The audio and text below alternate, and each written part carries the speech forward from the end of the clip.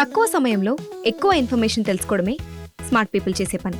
Mega వార్తల్లో మీరు miss అవుతున్న మినీ డీటెయిల్స్ మీకోసం. Good evening and welcome to special interview with me Avinash Janagama on 4 Sides TV. అసెంబ్లీలో జరుగుతున్నటువంటి రచ్చల గురించి మనం రెగ్యులర్గా మాట్లాడుతూనే ఉన్నాం, కానీ పార్లమెంట్లో జరుగుతున్నటువంటి ఇష్యూ ఏంటి? కాంగ్రెస్ వర్సెస్ బీజేపీ మాత్రమే నడుస్తుందా, లేదు అంటే కాంగ్రెస్ పూర్తి దేశాన్ని తప్పుదోవ పట్టిస్తుందా, లేదా బీజేపీ తప్పుదోవ పట్టిస్తుందా? అంబేద్కర్ అంబేద్కర్ అంబేద్కర్ లేదా అంబేద్కర్ అనడం ఇప్పుడు ఫ్యాషన్ అయిపోయింది. అలా పదే పదే అంబేద్కర్ పేరు స్మరించే బదులు ఏ దేవుడిని స్మరించుకున్నా 7 జన్మల దాకా స్వర్గ ప్రాప్తి లభించొచ్చు లేదా లభించేది అనేటువంటి మాట పార్లమెంటు వేదికగా కేంద్ర హోంమంత్రి కేంద్ర మంత్రి అమిత్ షా అనడం ఇప్పుడు దేశవ్యాప్తంగా ప్రకంపనలు సృష్టిస్తుంది. In fact effigies of mister Amit Shah is been burned all over the country. ఆయన యొక్క విగ్రహాలు అనొచ్చు, లేదంటే ఆయనకు సంబంధించినటువంటి దిష్టి బొమ్మల్లాగా తయారు చేసి వాటిని దేశమంతా కాలుస్తూ ఉన్నారు. స్పెషల్గా మన తెలుగు రాష్ట్రాల్లో మరీ ఎక్కువైపోయాయి. ఆయన అన్నటువంటి విషయం ఏంది, వీళ్ళు చేస్తున్నటువంటి రచ్చ ఏంటి, వాస్తవం ఎంత దీంట్లో, అసలు అమిత్ షా అన్నటువంటి మాట ఏంది, ఇప్పుడు జరుగుతున్నటువంటి మాట ఏంది, అమిత్ షా వ్యాఖ్యలు ఎలా ఉన్నాయి, దాన్ని వక్రీకరించారా అనేటువంటి విషయాన్ని మనం మాట్లాడదాం. నాతో పాటు కంచర్ల విజయభాస్కర్ గారు ఉన్నారు. ఆయన్ని అడిగి మరిన్ని విషయం తెలుసుకునేటువంటి ప్రయత్నం చేద్దాం. సార్ నమస్కారం, గుడ్ ఈవినింగ్. నమస్కారం. విజయభాస్కర్ మీరు చెప్పండి, అంబేద్కర్ అంబేద్కర్ అంబేద్కర్ అంటే ఈ మాట ఇప్పుడు ఫ్యాషన్ అయిపోయి జపం చేస్తూ ఉన్నారు. దీన్ని ఇలా అనే బదులు ఏ దేవుడి పేరు స్మరించుకున్నా మీకు 7 జన్మల దాకా స్వర్గప్రాప్తి లభించేది కదా అనేటువంటి అమిత్ షా వ్యాఖ్యల్ని మీరు ఎలా సమర్థిస్తూ ఉన్నారు? ఇన్ఫ్యాక్ట్ ఈ ప్రశ్న నేను అడగాల్సిన వాళ్ళని అడిగానని నేను అనుకుంటున్నాను, ఎందుకంటే మీరు కూటమిలో ఉన్నారు కాబట్టి. సో అమిత్ షా వ్యాఖ్యలు మీరు ఎలా చూస్తారు?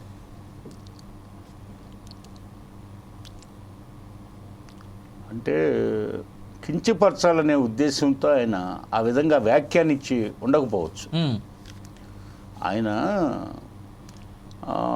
కాంగ్రెస్ వాళ్ళు ఏ అంబేద్కర్ గారిని అవమానించారో ఆ కాంగ్రెస్ వాళ్ళు ప్రజల జ్ఞాపక శక్తిని వాళ్ళు తక్కువ అంచనా వేసి తిరిగి అంబేద్కర్ నామజపం చేస్తున్నారు కాబట్టి ఆ అంతరార్థంలో ఆయన మాట్లాడుండొచ్చు. ఇన్ని రోజులు విస్మరించింది అదే కాంగ్రెస్ పార్టీ. అదే కాంగ్రెస్ పార్టీ ఆయన్ని చాలా ఇబ్బందులు పెట్టింది. న్యాయశాఖ మంత్రిగా ఆయన రాజీనామా చేయాల్సి వచ్చింది. ఎవరు? అంబేద్కర్ రాజ్యాంగ నిపుణుడు, రాజ్యాంగ నిర్మాత, భావి భారత భాగ్య విధాతగా భావించాల్సిన అంబేద్కర్ గారు ప్రపంచంలో అమెరికన్ కాంగ్రెస్ లైబ్రరీ అతిపెద్దది. ఆ అతిపెద్ద లైబ్రరీలో ఉన్న అన్ని పుస్తకాలను ఆయన అవపోసన పట్టినట్టు మనకు రికార్డులు వెల్లడిస్తున్నాయి. కామ్రేడ్ లెనిన్ కూడా ఆ స్థాయిలో అమెరికన్ కాంగ్రెస్ లైబ్రరీని అంత అవపోసన పట్టాడని మనకు చరిత్ర చెప్తుంది. అదేవిధంగా భారతదేశంలో పుట్టిన మరో మహనీయుడు Manavendranath Roy, MN Roy, great man of India.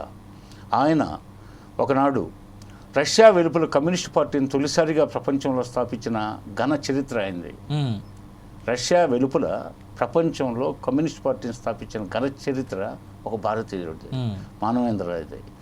ఇలా మానవేంద్రనాథ్ రాయ్ అయితేమి, అంబేద్కర్ గారు అయితేమి, కామ్రేడ్ లెనిన్ గారు అయితేమి, అట్లాగే అరవింద్ ఘోష్ గారు అయితేమి, వీరంతా మానవాళి సౌభాగ్యం కోసం వారు అహర్నిశలు పుస్తకాలు పఠించి ప్రపంచ దేశాలు పర్యటించి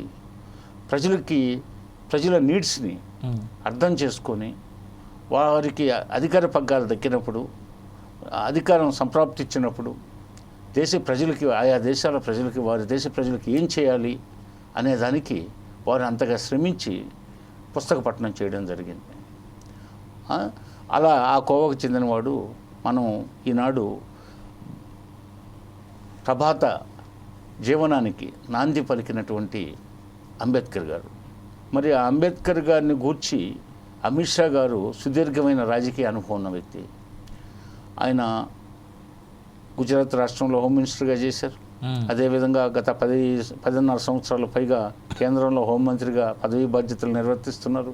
ఎన్డీఏ ప్రభుత్వంలో మోడీ గారి తర్వాత ద్వితీయ నాయకుడిగా కీర్తి గడిస్తున్నటువంటి అమిత్ షా గారు తొందరపడి వ్యాఖ్యలు చేయరనే దానికి ఆయన గత 10.5 సంవత్సరాలుగా కేంద్రంలో ఆయన నిర్వర్తిస్తున్న హోమ్ మినిస్టర్ పదవులు అయితేమి, ఎన్డీఏ నాయకుడిగా అయితేమి ఆయన ఏ రోజు తొందరపడి ఏం వ్యాఖ్యానించలేదు. అంటే ఇన్ఫ్యాక్ట్ అయితే కాంగ్రెస్ వాళ్ళు ఏ అంబేద్కర్ గారిని అవమానించారో ఆయనకు పదవులు లేకుండా చేశారు.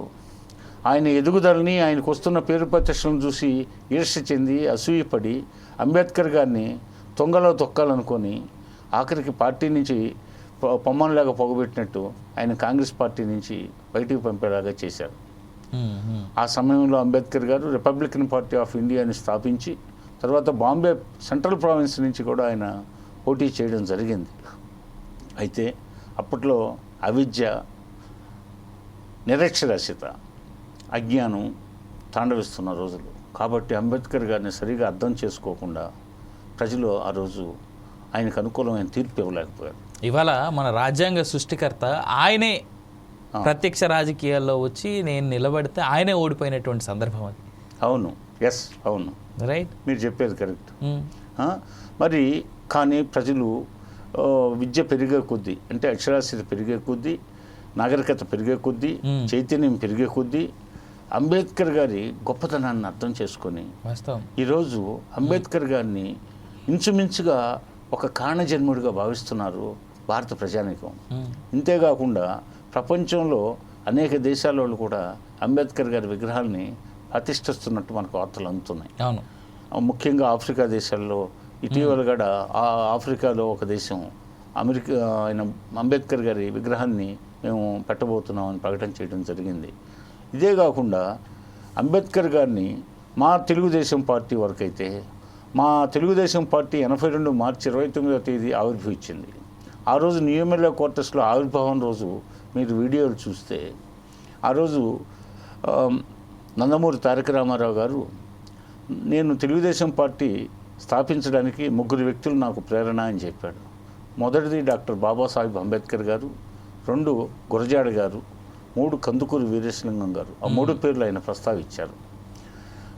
అంబేద్కర్ గారిని ఆయన ఏమన్నారంటే ఆ సభలో పంకజంలో పుట్టిన పద్మం అన్నాడు ఎన్టీ రామారావు గారు.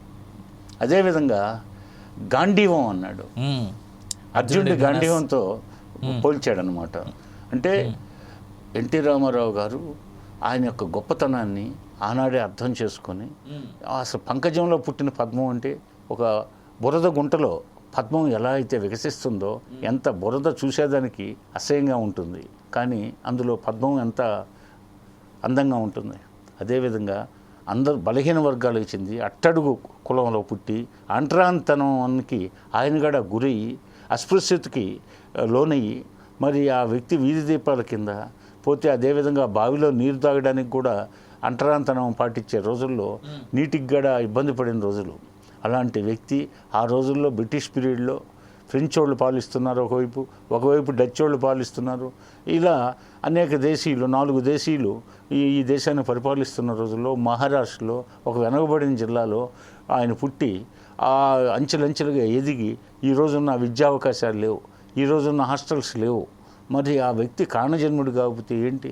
ఇన్ఫాక్ట్ ఇవాళ మనందరూ ఎంజాయ్ చేస్తున్నటువంటి విద్యావకాశాలు కావచ్చు, రిజర్వేషన్లు కావచ్చు, మనకు కల్పించబడినటువంటి హక్కులు కావచ్చు అంబేద్కర్ గారి వల్లే కదా. అవును, మరి దాన్ని విస్మరించి ఇన్ఫాక్ట్ ఇవాళ అంబేద్కర్ అనేటువంటి పేరుని ఇంతలా జపం చేస్తున్నటువంటి ఈ కాంగ్రెస్ పార్టీ లేదా కాంగ్రెస్ పార్టీ మిత్రవర్గాలు ఏవైతే ఉన్నాయో ఆనాడు అధికారంలో ఉన్నప్పుడు ఒక్క భారతరత్న ఆయన కోసం ఇచ్చారా?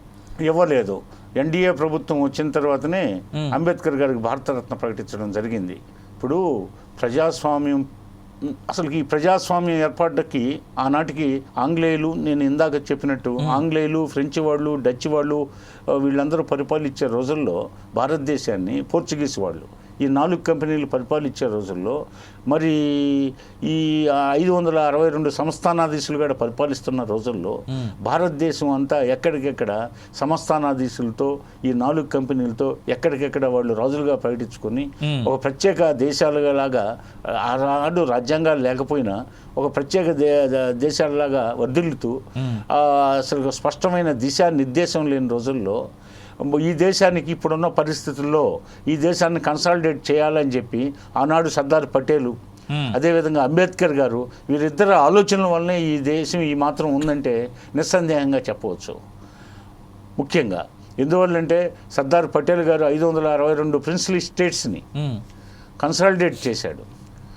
హైదరాబాద్ లాంటి సంస్థానాన్ని తర్వాత 1948 సెప్టెంబర్ 17వ తేదీన ఆయన లొంగ తీసుకొని దీని కూడా ఇది సపరేట్ దేశంగా ఉండడానికి ప్రయత్నించి విఫలమైనప్పుడు పాకిస్తాన్లో కలవడానికి ప్రయత్నాలు ప్రారంభించినప్పుడు సర్దార్ పటేల్ గారు 3 రోజుల్లో దీన్ని లొంగ తీసుకొని భారత యూనియన్లో దీన్ని కలిపేశారు.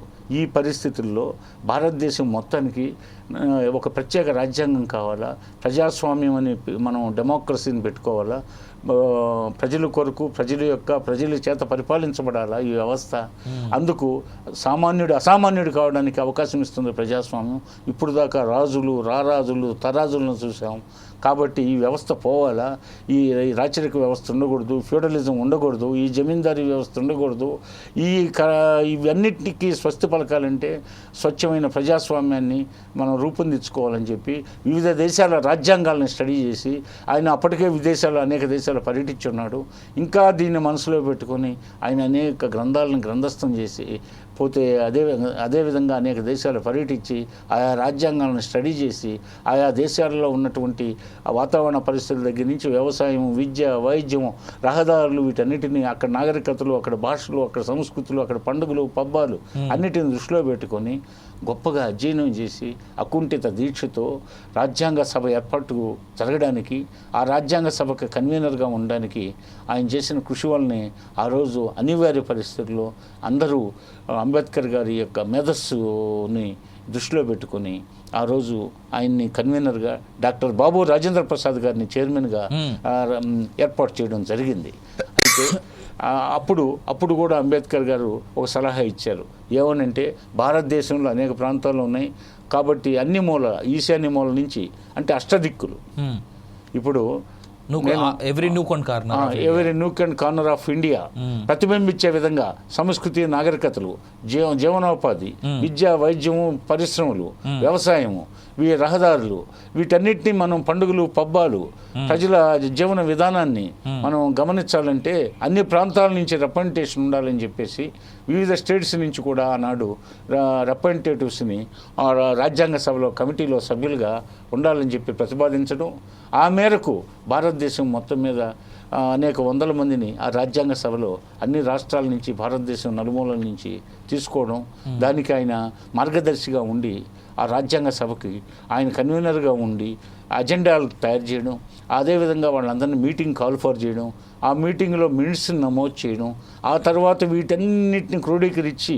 చివరికి వీటన్నిటిని అధ్యయనం చేసి దాన్ని కంపైల్ చేయడం, ఆ విధంగా రాజ్యాంగాన్ని రూపొందించడానికి ఆయన పడిన శ్రమ. ఈ దేశం ఈ విధంగా ఈ 77-78 సంవత్సరాలుగా ఈ దేశం ఈ విధంగా ఉందంటే 1950 జనవరి 26వ తేదీన రాజ్యాంగం అమల్లోకి వచ్చిందంటే ఇప్పటికి 74 సంవత్సరాల క్రితం 75వ సంవత్సరం రాబోతుంది. ఆయన పడ్డ కష్టం, ఆయన పడ్డ శ్రమ ఈరోజు సత్ఫలితాలను ఇస్తుందని చెప్పి గర్వంగా చెప్పుకోవడానికి నేను సందేహించనని చెప్పేసి నేను ఈ వేదిక మీద నేను మీకు తెలియజేస్తాను. కాదు సార్, నాకు ఒక మాట చెప్పండి. అంబేద్కర్ అని ఇవాళ మాట్లాడుతున్నటువంటి ఈ కాంగ్రెస్ పార్టీ ఆనాడు అధికారం భారతదేశం స్వతంత్ర దేశంగా, స్వతంత్ర రాజ్యంగా ఏర్పడడానికి ఉన్నటువంటి అప్పుడు నెహ్రూ కావచ్చు, గాంధీ కావచ్చు, లేదంటే వల్లభాయ్ పటేల్ కావచ్చు, లేదంటే ఇంకొకరు చాలా మంది నేతలు అప్పుడు ఉన్న వాళ్ళు, మనం కేవలం కొన్ని పేర్లే మనంతా మాట్లాడుకుంటూ ఉంటాం. అలాంటి ప్రముఖుల పేర్లు అంబేద్కర్ గారి పేరు ఒకటి. అలాంటి అంబేద్కర్ గారిని ఇన్నేళ్ల పాటు అధికారంలో, గత 10 ఏళ్ళుగా అయితే ప్రామినెంట్గా మనం బీజేపీని చూస్తా ఉన్నాం, అది వేరే మాట. కానీ అన్నేళ్ళు అధికారం, దాదాపు 50 ఏళ్ల పాటు 40 ఏళ్ల పాటు ఈ దేశాన్ని పాలించినటువంటి పార్టీ కాంగ్రెస్ పార్టీ. ఇలాంటి కాంగ్రెస్ పార్టీ విస్మరించి కేవలం భారతరత్న, ఒక్క భారతరత్న రాజ్యాంగ నిర్మాతకి ఇచ్చుకోలేకపోయినటువంటి ఆ పార్టీ తర్వాత రిజర్వేషన్ల విషయంలో కూడా ఈనాటికి కాస్ట్ కమ్యూనిటీ విషయంలో పెద్ద ఎత్తున గొడవలు పెట్టేటువంటి పార్టీ ఇంతలా మాట్లాడడం, ఆయన జపం ఇప్పుడే చేయడానికి గల కారణం ఏంటి? అంటే భారతదేశంలో ఇంకా అనిశ్చితి క్రియేట్ చేసేటువంటి ప్రయత్నంలో కాంగ్రెస్ పార్టీ ఉందని చూడొచ్చా మనం? కాంగ్రెస్ పార్టీ ఫ్యూడల్ భావజాలంలో పెరిగింది. కాంగ్రెస్ పార్టీ నవనాగరికతకి తల వంచాలి. కాంగ్రెస్ పార్టీ ఈ దేశం విభజన జరగడానికి ప్రధానంగా కాంగ్రెస్ పార్టీ ప్రధాన కారణం అని నిందగడ మోయాల్సి వస్తుంది. నిందేముంది సార్, వాస్తవేగా మోయాల్సి వస్తుంది. అదేవిధంగా ఈ కాంగ్రెస్ పార్టీ ఆ రోజు మితవాదులు, అతివాదులుగా రెండుగా చీలింది కాంగ్రెస్ పార్టీ. అసలే కాంగ్రెస్ పార్టీ అది కాంగ్రెస్ సభ, కాంగ్రెస్ అనేది ఒక సభ. ఆ పేరు పెట్టొద్దని ఈ భరత జాతికి జాతిపితగా భావించబడే గాంధీ గారు రద్దు చేయమని చెప్పారు. ఎగ్జాక్ట్లీ ఒక ఇంగ్లీష్ వాడి చేతిలో మొదలైనటువంటి అలాన్ అక్టేవియన్ హ్యూమ్ 1885 డిసెంబర్ 28, 29, 30 తారీఖుల్లో బాంబేలో సర్ తేజ్ పాల్ సాంస్క్రిట్ కళాశాలలో ఈ కాంగ్రెస్ సభను ఏర్పాటు చేయడం జరిగింది. విదేశీయులైన భారతదేశానికి స్వాతంత్రం అవసరాన్ని వారు గుర్తించారు. ఉదాహరణకి దాదాపు 100 ఏళ్ల ముందు ఉదాహరణకి చార్లెస్ ఫిలిప్ బ్రౌన్ లేకపోతే నిఘంటువులు లేవు. అవును. అదేవిధంగా జేబిఎస్ హల్డేన్ లేకపోతే తెలుగు భాష గొప్పతనం తెలియదు.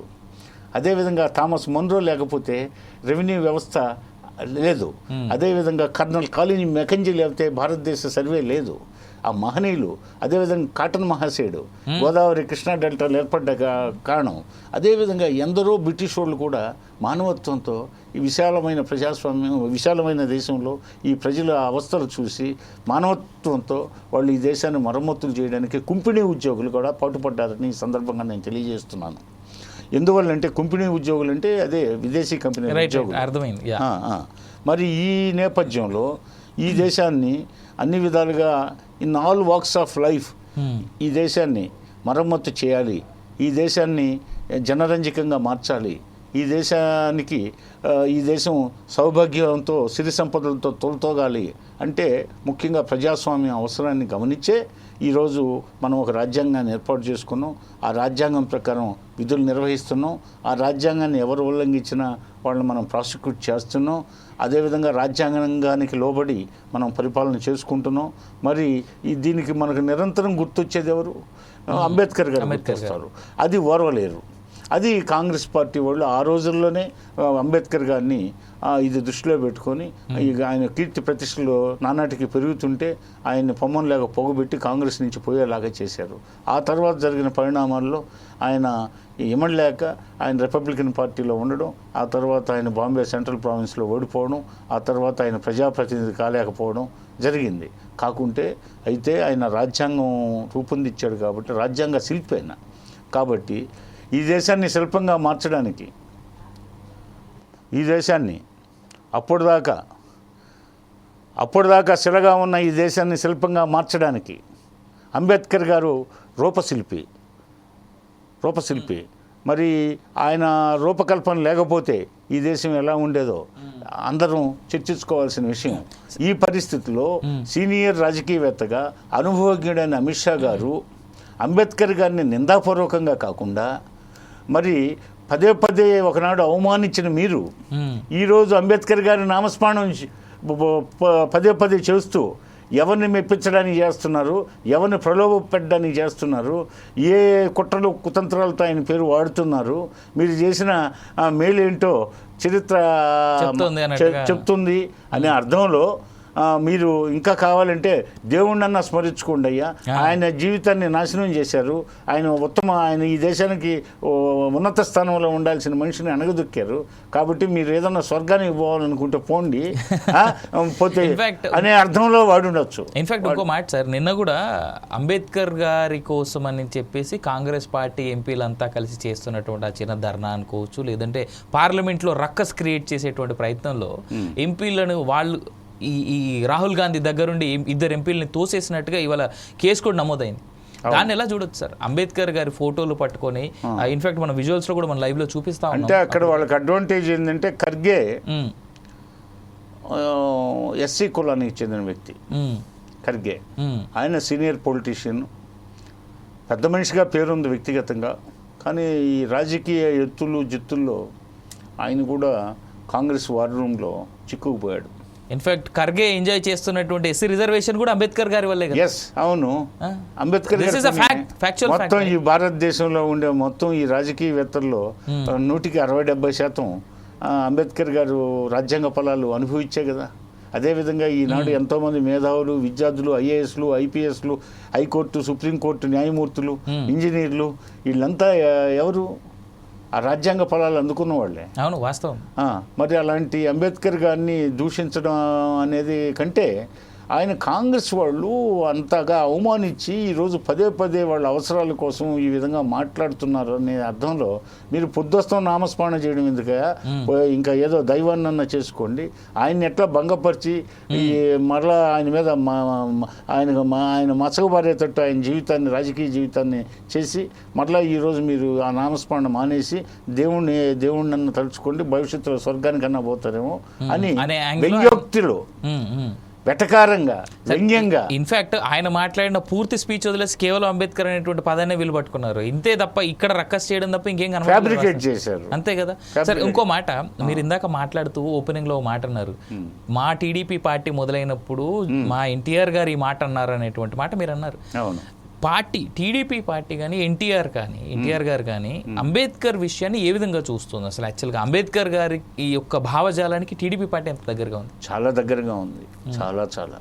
ఎందుకంటే అన్ని సభల్లో ఆయన పేరు అందరూ ఉచ్చరిస్తారు. అదేవిధంగా అంబేద్కర్ గారి జయంతి వర్ధంతులను ఘనంగా నిర్వహిస్తున్నాం. అదేవిధంగా అంబేద్కర్ గారి చిత్రపటాలని కార్యాలయాల్లో ఉంచాలని ఎన్టీ రామారావు గారు 83 జనవరి 9th ముఖ్యమంత్రి అయినప్పుడు ఆయన ఆదేశాలు ఇచ్చాడు. అంబేద్కర్ గారి చిత్రపటాలు ఎన్టీ రామారావు గారు వచ్చిన తర్వాతనే, ఎన్టీ రామారావు గారు ఈ దేశానికి వచ్చి ఈ ఉమ్మడి రాష్ట్రంలో ఆయన పదవిని అధిష్ఠించిన తర్వాతనే, ముఖ్యమంత్రి అయిన తర్వాతనే ప్రజాబంధుగా, రాజ్యాంగ నిర్మాతగా, ఈ దేశానికి ఈ రూపురేఖలు తెచ్చిన మహోన్నత వ్యక్తిగా భావించి ఎన్టీ రామారావు గారు ఆదేశాలు ఇస్తేనే ప్రతి స్కూల్లో, ప్రతి హై స్కూల్లో, ప్రతి కాలేజీలో, ప్రతి యూనివర్సిటీలో, అదేవిధంగా అన్ని పరిపాలనా శాఖల్లో, అన్ని వ్యవస్థల్లో అంబేద్కర్ గారిని ఫోటోలు, చిత్రపటాలు వేలాడదీయమని. అంటే మీరు పార్టీ మొదటి నుంచి కూడా ఉన్నారు కదా, మీరు పార్టీ మొదటి నుంచి ఉన్నప్పుడు ఎన్టీఆర్ గారితో కూడా మీకు చాలా మంచి సాన్నిహిత్యం ఉందని చెప్పేసి మాకు పర్సనల్గా తెలుసు కాబట్టి అడుగుతున్నాను. ఎన్టీఆర్ గారి మాటలు అంబేద్కర్ గురించి ఏమనేవారు సార్? ఆయన ఎక్కువగా, ఆయనకి చాలా పేదరికం నుంచి పైకి వచ్చిన వాళ్ళు అంటే ఇష్టం ఆయనకి. అందులో అంబేద్కర్ గారు ఆయనకి, ఎన్టీ రామారావు గారికి విద్యార్జన చేసిన వాళ్ళన్నా, పోతే అట్టడుగు కులంలో పుట్టిన వాళ్ళన్నా ఆయనకి చాలా ఇష్టం. ఎందుకంటే వాళ్ళకి క్రమశిక్షణ ఉంటుంది, జీవితంలో పైకి రావడానికి భయం ఉంటుంది, క్రమశిక్షణ ఉంటుంది, వాళ్ళు కష్టపడతారు. అదే మనం సంపాదించిన వాళ్ళ పిల్లలు ఈ విలాసాలకి, వినోదాలకు అలవాటు పడతారు, చెడిపోతారు. పేదరికంలో పుట్టిన వాళ్ళు కష్టపడతారు, ఒంట్లో భయం ఉంటుంది, క్రమశిక్షణతో పైకి వస్తారు. ఆ కోవకు చెందిన వ్యక్తి అంబేద్కర్. ఎంతో కష్టపడ్డాడు ఆ చీకటి రోజుల్లో, ఫ్యూడలిజం అమల్లో ఉన్న రోజుల్లో, రాచరిక వ్యవస్థ అమల్లో ఉన్న రోజుల్లో, బ్రిటిష్ వాడి పరిపాలనలో మగ్గుతున్న సమయంలో ఆ రోజు అన్ని రకాలుగా దాష్టీకం అనుభవించి ఆ వ్యక్తి అంత పైకి వచ్చి ఆయన ఒక రత్నం లాంటి వాడు అని చెప్పేసి, ఒక ఆణిముత్యం లాంటి వాడు అని చెప్పేసి, అదేవిధంగా పంకజం అంటే మురికిలో పుట్టినటువంటి పద్మం లాంటి వాడు, గాంధీవం లాంటి వాడు అని చెప్పేసి అనేక సభల్లో అంబేద్కర్ గారిని గురించి అనేక సభల్లో ఆయన ప్రసంగించిన మనకి క్లిప్పింగ్స్ ఉన్నాయి, రికార్డులు ఉన్నాయి. అన్ని ప్రభుత్వ శాఖల్లో నేను ముందు చెప్పినట్టు ఆయన ఫోటోలు వేలాడదీయమని చెప్పాడు. కాబట్టి ఎన్టీ రామారావు గారు ఉన్నప్పుడు కానీ, చంద్రబాబు నాయుడు గారి హయాంలో కానీ, ఇప్పుడు ప్రస్తుతం చంద్రబాబు గారు నవ్యాంధ్ర ముఖ్యమంత్రిగా రెండోసారి ఉన్న తరుణంలో కానీ, అంబేద్కర్ గారి వర్ధంతులు, జయంతుల విషయంలోనే కాదు, అంబేద్కర్ గారి ప్రస్తావన వచ్చినప్పుడల్లా, సందర్భం వచ్చినప్పుడల్లా వారిని మేము మహోన్నత వ్యక్తిగా, కారణజన్ముడిగా మా పార్టీ భావిస్తుంది. కానీ మేము ఆయనకి ఎలాంటి, అసలు ఆయన్ని మేము ఒక మనకి నవభారతానికి ఆయన ఒక కారణజన్ముడిగా, ఒక దైవదూతగా భావిస్తాం. కానీ అంబేద్కర్ గారు అంతేగాని వేరే ఆలోచన లేదు. ఎందుకంటే ఈ దేశ రూపురేఖలు మార్చడానికి, ఈ దేశ నవజీవన ప్రభాతానికి ఆయనే ముఖ్యుడనేది మా భావన, పార్టీ భావన. చివరిగా అంటే మనం కంక్లూజన్ వైపు వెళ్ళే కంటే ముందు ఒక్క మాట చెప్పండి సార్. ఈ కాంగ్రెస్ పార్టీ విధానాన్ని ఎన్డీఏ కూటమిలో ఉన్నటువంటి మీరు కావచ్చు, లేదా ఒక కామన్ మ్యాన్గా కాంగ్రెస్ పార్టీ చేస్తున్నటువంటి ఈ రక్కస్ అంతటినీ కూడా తొలగించి ప్రజలు కరెక్ట్గా ఆలోచించడానికి మీరు చెప్పేటువంటి స్టేట్మెంట్ ఏమైనా ఉందా? అంటే కాంగ్రెస్ వాళ్ళు వంశపారంపర్య రాజకీయాల కోసం అవస్థలు పడుతున్నారు. అంటే మోతీలాల్ నెహ్రూ గారు, గొప్ప లాయరు. పోతే ఆయన ఆ రోజుల్లో కాంగ్రెస్ పార్టీతో వాళ్ళ తాతయ్య రాహుల్ గాంధీ గారి తాత ముచ్చిపోయారు మోతీలాల్ నెహ్రూ గారు. ఆయనే కాంగ్రెస్ పార్టీతో డిఫరెన్స్ సంగతిని నేను ఈ సందర్భంగా పేర్కొంటున్నా. కరెక్ట్. కాంగ్రెస్ పార్టీ విధానాలు ఆనాడే నచ్చక స్వరాజ్య పార్టీలో చేరాడు. చిత్తరంజన్ దాస్ గారితో, బెంగాల్కి చెందిన చిత్తరంజన్ దాస్ గారితో చేతులు కలిపి స్వరాజ్య పార్టీని నడిపిన ఘనత మోతీలాల్ నెహ్రూ గారిది. వారి కుమారుడు, వారి పుత్రరత్నం జవహర్లాల్ నెహ్రూ గారు. ఆ తర్వాత జవహర్లాల్ నెహ్రూ గారి అల్లుడు ఫిరోజ్ గాంధీ గారు, ఇందిరమ్మ గారి భర్త. ఫిరోజ్ గాంధీ గారికి పుట్టినవారు రాజీవ్ గాంధీ, సంజయ్ గాంధీ గారు. రాజీవ్ గాంధీ గారి కడుపును పుట్టినవాడు రాహుల్ గాంధీ గారు. ఇన్ని తరాలు, సంపన్న కుటుంబం. వారు జైలుకి పోయాము, స్వాతంత్ర సమరంలో పాల్గొన్నాము, జైలుకి పోయాము అనేది నిజమే. కానీ వారి తాత ఫిరోజ్ గాంధీ మామ జవహర్లాల్ నెహ్రూ తండ్రి ఎందుకు కాంగ్రెస్ పార్టీతో ఆదిలోనే డిఫర్ అయ్యాడు? స్వరాజ్య పార్టీలో ఎందుకు చేరాడు? చిత్తరంజన్ దాస్ గారితో, బెంగాల్ ఫ్రీడమ్ ఫైటర్తో ఎందుకు చేతులు కలిపాడు? దీనికి జవాబు చెప్పమనండి కాంగ్రెస్ పెద్దల్ని. ఆదిలోనే కాంగ్రెస్ నకిలీ, ఈ కాంగ్రెస్ వాళ్ళంతా ఏదో అడ్డం పెట్టుకుని షార్ట్ కట్ రూట్స్లో అధికారం పొందాలా అనే ఒక ఫ్యూడల్ భావజాలం ఉంది. ఆయనకు నచ్చక మోతీలాల్ నెహ్రూ గారు స్వరాజ్య పార్టీలో చేరాడు. ఆ తర్వాత కాంగ్రెస్లో అతివాదులు, మితవాదులు ఎందుకు బయలుదేరారు? తర్వాత ఉగ్రవాదులు ఎందుకు బయలుదేరారు? 3 పాయలుగా కాంగ్రెస్ పార్టీ స్వరాజ్య సమరాన్ని కొనసాగించింది. అందులో మితవాద గ్రూప్లో గాంధీ గారు ఉన్నారు, గోపాలకృష్ణ గోఖలే ఉన్నాడు. గాంధీ గారు గురువుగా భావించే గోపాలకృష్ణ గోఖలే గారు, 2 గాంధీ గారు, అదేవిధంగా జవహర్లాల్ నెహ్రూ, వీళ్ళందరూ ఈ మితవాద గ్రూప్. అతివాద గ్రూపులో ఎవరున్నారు? లాలా లజపత్ రాయ్, పంజాబ్ కేసరి, బాలగంగాధర్ తిలక్, మహారాష్ట్ర, అదేవిధంగా లాల్ బిపిన్ చంద్రపాల్ తీవ్రంగా ప్రభావితం చేసిన వ్యక్తి. ప్రపంచంలో వక్తల్లో టాప్ 10లో ఒక వక్తగా గుర్తింపుతో ఆనాటి స్వాతంత్ర సమరంలో మేరు నగధీరుడిగా, ముఖ్యంగా మన ఆంధ్రప్రదేశ్ అంటే ఉమ్మడి రాష్ట్రంలో విస్తృతంగా స్వాతంత్రాన్ని ప్రేరేపిస్తూ, యువకులను ఉత్తేజపరుస్తూ ఆయన చేసిన ప్రసంగాలు ఈనాటికి మన పూర్వీకులు 80-90 సంవత్సరాల వయసులో ఉండేవాళ్ళు స్మరించుకుంటుంటే మనం ఆ లాల్ పాల్ త్రయమేమో అతివాద ధోరణి, ఇందాక మితవాద ధోరణ గల వారిని గురించి చర్చించాం. ఉగ్రవాదులుగా అల్లూరు సీతారామరాజుని, భగత్ సింగ్ని, చంద్రశేఖర్ ఆజాద్ని, రాజ్గురుని, సుఖదేవ్ని, ఈరోజు బంగ్లాదేశ్కి వెళ్ళిన మాస్టర్ ధాని, సూర్యసేన్, వాళ్ళని, పృథ్వీ సింగ్ని, వీళ్ళందరినీ అతివాదులుగా చిత్రీకరించారు. అంటే కాంగ్రెస్లో కొంచెం మితవాదుల్ని ప్రశ్నిస్తే వాళ్ళని అతివాదులుగా, వాళ్ళు ప్రశ్నిస్తే ఉగ్రవాదులుగా, ఈ విధంగా ముద్రేయడం కాంగ్రెస్కి ఎంతో పెట్టిన విద్య.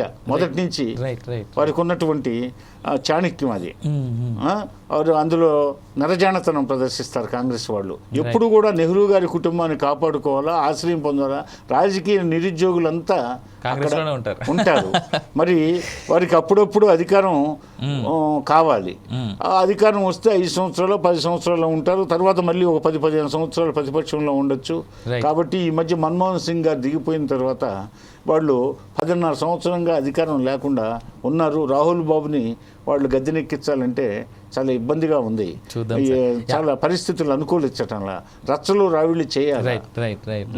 సో సార్, మన టైం కూడా అయిపోయింది కాబట్టి I respect and I thank you for coming to our studios. మీరు ఇంత ఇన్ డీటెయిల్డ్గా మా 4 Sides టీవీ వాళ్ళకి తెలియని చాలా విషయాలు, ఆ ఎన్టీఆర్ గారి దగ్గర నుంచి మొదలెట్టి, నెహ్రూ గారి దగ్గర నుంచి మొదలెట్టి అన్నీ మాకు చెప్పినందుకు, అలాగే ఎన్డీఏ ధోరణి ఈ ఏదైతే ఉందో అంబేద్కర్ అనేటువంటి విషయంలో అది తప్పుగా కాదు, కాంగ్రెస్ పార్టీని ఎద్దేవా చేయడానికి మాత్రమే మాతో సభాముఖంగా మా ఈ 4 Sides టీవీ ద్వారా ప్రజలకు తెలియజేసినందుకు thank you so much Vijayabhaskar garu. Right, అది విజయభాస్కర్ గారితో స్పెషల్ ఇంటర్వ్యూ. ఇక్కడ ఒక మాట మాత్రం వాస్తవం, ఆనాడు జవహర్లాల్ నెహ్రూ గారి తండ్రి కాంగ్రెస్తో ఎందుకు విభేదించారు? సరే పోనీ ఆ మాట అనుకుందాం. మహాత్మా గాంధీతో, సర్దార్ వల్లభాయ్ పటేల్తో కూడా ఎందుకు విభేదించారు ఆనాడు జవహర్లాల్ నెహ్రూ? ఇదే కాంగ్రెస్ పార్టీని మన స్వతంత్ర రాజ్యం వచ్చిన తర్వాత, మన స్వతంత్ర దేశం ఈ యొక్క ఇంగ్లీష్ వ్యవస్థ నుంచి విడుదల పొందిన తర్వాత మనకి పార్టీ అవసరం లేదన్న తర్వాత కూడా ఎందుకు కంటిన్యూ చేయాల్సి వచ్చింది? చరిత్రని తెలుసుకుంటేనే వాస్తవాలు అర్థమవుతాయి. ఇవాళ అంబేద్కర్ గురించి అమిత్ షా ఏదో అన్నాడని చెప్పి తప్పుదోవ పెడుతున్నటువంటి వర్గాలు ఆలోచించుకోవాలి. ఇది వాళ్ళ special interview with me Avinash Janagama and Kanchala Vijayabhaskar garu. Stay tune to four sights TV.